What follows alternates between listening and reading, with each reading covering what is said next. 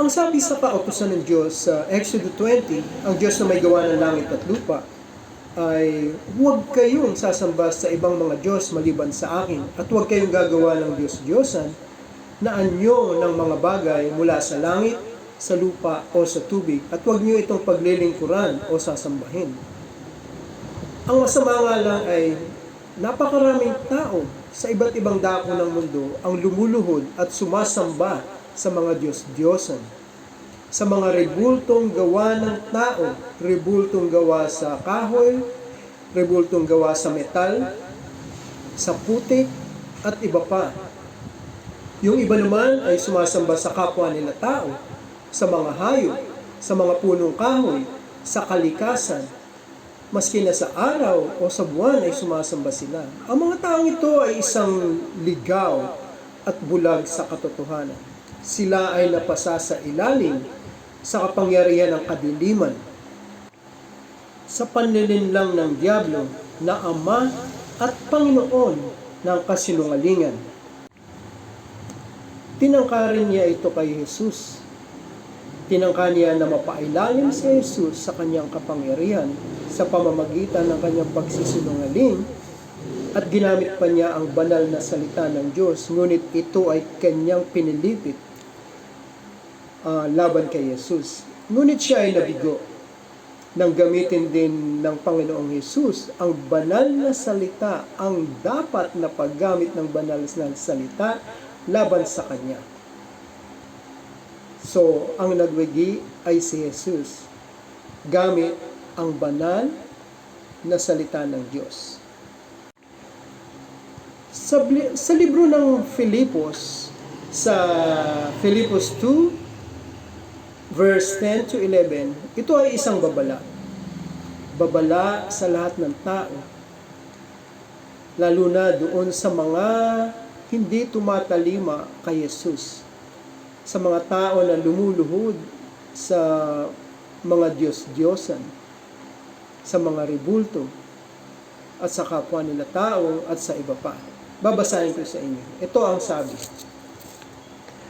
Ayon sa banal na kasulatan, ay darating ang araw sa pangalan ni Jesus ang lahat ng nilalang na nasa langit, nasa lupa, nasa ilalim ng lupa ay maninigluhod at sasamba sa Kanya.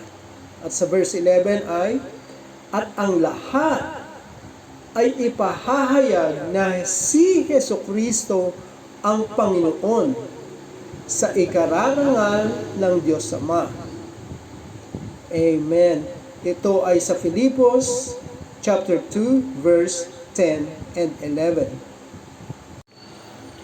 You know, to me, these scriptures are very self-explanatory.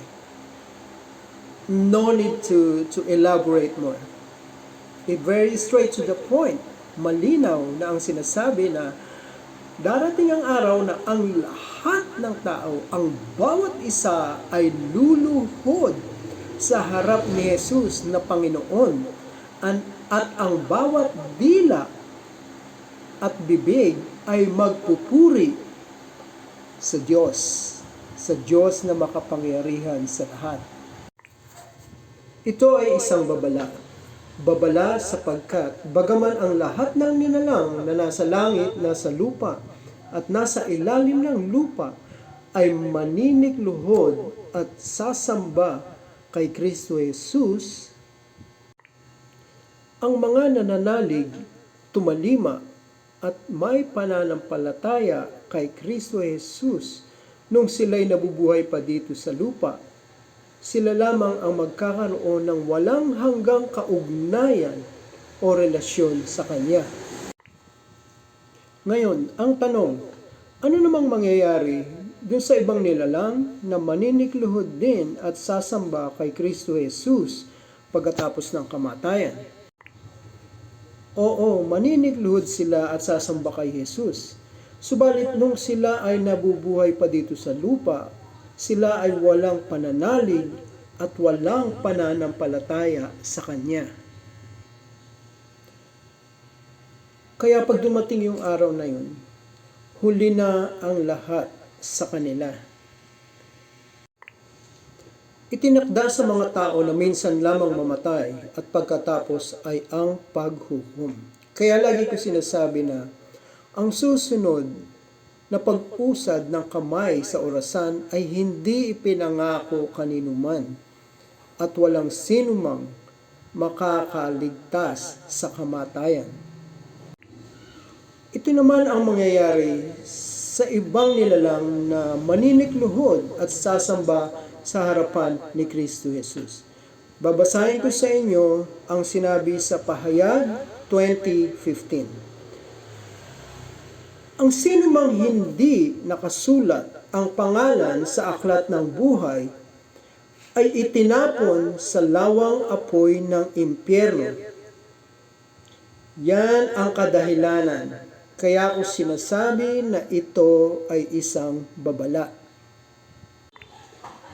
Ang mga pangalan na nakasulat sa aklat ng buhay ay ang mga pangalan lamang ng mga tao na tumalima, nanalig at nanampalataya kay Kristo Jesus nung sila ay nabubuhay pa dito sa lupa.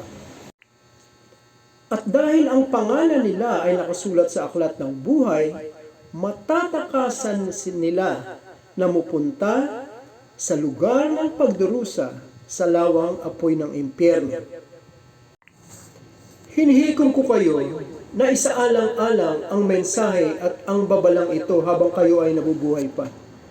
Huwag ninyong hintayin na huli na ang lahat. Sinasabi ko sa inyo, maniwala ka man kay Kristo Jesus o hindi, ikaw pa rin ay maninikluhod at sasamba sa harapan niya at magbibigay puri sa Diyos pagkatapos ng kamatayan.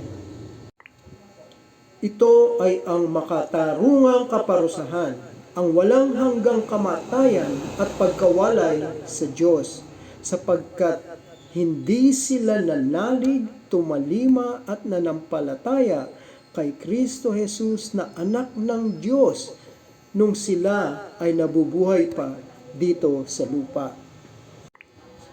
Hinihikom ko kayo ngayon na makapag-isa sa Diyos sa pamamagitan ni Kristo Jesus. Ihingi niyo ng kapatawaran ang inyong mga kasalanan at sabihin niyo na kayo ay naniniwala na si Kristo Jesus ay anak ng Diyos at siya ay namatay sa krus para sa inyo, para kabayaran ng inyong mga kasalanan. At maniwala kayo mula sa inyong puso na siya ay muling binuhay ng Diyos. At pagkatapos niyan, tanggapin ninyo si Jesus sa inyong buhay bilang inyong tagapagligtas at Panginoon. Sapagkat sa ilalim ng langit, ang pangalan lamang ni Jesus ang ibinigay ng Diyos para sa ikaliligtas ng tao. Ang sabi ni Jesus, ako ang daan at ang buhay, at walang makakapunta sa Ama kundi sa pamamagitan ko. At sabi sa 1:3-16, gayon na lamang ang pag-ibig ng Diyos sa iyo, kaya ibinigay niya ang kanyang bugtong na anak upang maging sakripisyo para kabayaran ng iyong mga kasalanan. Upang kung ikaw ay manampalataya sa Kanya, maniwala sa Kanya, magtiwala sa Kanya, ikaw ay hindi mapapahamak sa lugar ng pagdurusa sa lawang apoy ng impyerno. Subalit, ikaw ay magkakaroon ng buhay na walang hanggan. So, hinihikom ko kayong lahat. Huwag niyo sanang baliwalain ang mensahe at ang babalang ito. My prayers goes out to you. I pray that God touch your life. I pray that God don't give you a rest until you come to your senses and receive salvation that He offers through His only begotten Son, Jesus Christ.